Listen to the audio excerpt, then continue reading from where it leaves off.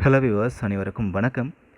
சிறகடிக்க ஆசை சீரியலில் இப்போது முழுக்க முழுக்க சிந்தாமணியோட சூழ்ச்சி தான் போயிட்டுருக்கு அப்படின்னு தான் சொல்லணும். ஸோ சிந்தாமணி பார்த்திங்க அப்படின்னா முத்து, மீனா, குறிப்பாக மீனாவை பழிவாங்கிறதுக்காக தான் இந்த எல்லா ட்ராமாவையும் பண்ணிகிட்ருக்காங்க.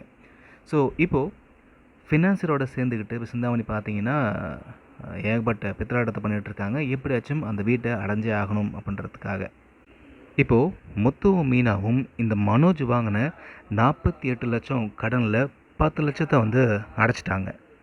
ஸோ மீதி இருக்கிற அந்த கடனையும் எப்படியாச்சும் சீக்கிரமாக அடைக்கணும் அப்படின்றதுக்காக 2 பேரையும் பார்த்தீங்கன்னா டே அண்ட் நைட்டாக உழைச்சிட்ருக்காங்க, ரெஸ்ட்டே இல்லாமல் உழைச்சிட்ருக்காங்க.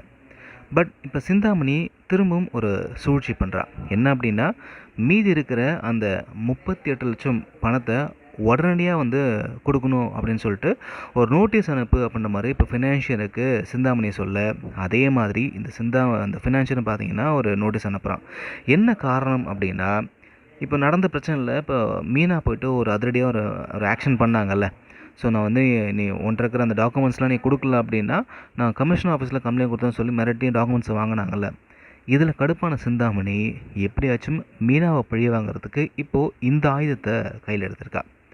இப்போது நோட்டீஸ் வீட்டுக்கு போகுது, வீடு ஜப்தி ஆக போகுது அப்படின்ற மாதிரி தெரிஞ்சதுமே மொத்த குடும்பமும் செம்மையாக அப்படியே ஷாக் ஆகி உடஞ்சி போய் நிற்கிறாங்க. நம்மளால் எதுவும் பண்ண முடியலை, வேடிக்கை தான் பார்க்க முடியுது, இதுக்கு நான் பேசாமல் செத்தே போயிடலாம் அப்படின்ற மாதிரி வருத்தத்தில் அண்ணாமலை கண்கலங்கி பேசுகிறாரு.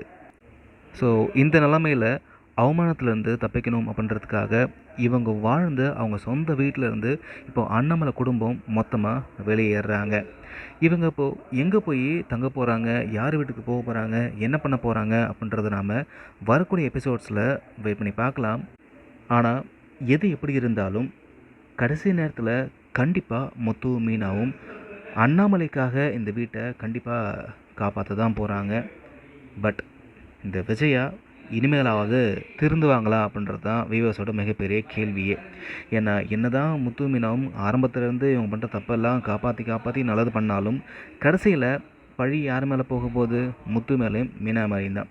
இந்த வாட்டியும் அதே மாதிரி நடக்க போகுதா, என்ன ஆக போகுது அப்படின்றத வெயிட் பண்ணி பார்க்கலாம். இதோ அந்த ப்ரோமோ உங்களுக்காக. அந்த வீடு என் கைக்கு வரணும். 38 லட்சம் பணம் அவசரமா தேவைப்படுதுன்னு ஒரு நோட்டீஸ் விடுங்க. ஜப்தி பண்ணாம இருக்கிறதுக்கு வேற ஏதாவது வழி இருக்காப்பா? இந்த ஃபைனான்ஸ் பேசி எதுவும் ஆகப்படுறது இல்லைப்பா. நோட்டீஸ் கொடுத்ததுக்கு அப்புறம் எப்படி திரும்ப வாங்குவாங்க? ஜப்தி பண்ணதான் பார்ப்பாங்க. எதுவும் பண்ண முடியாம நம்ம வேடிக்கை பார்க்கணும்ல. நான் செத்தே போயிடலாம். அந்த வார்த்தையை மட்டும் சொல்லாதப்பா. அவமானத்திலிருந்து தப்பிப்பதற்காக வீட்டை விட்டு செல்ல முடிவெடுக்கும் அண்ணாமலை.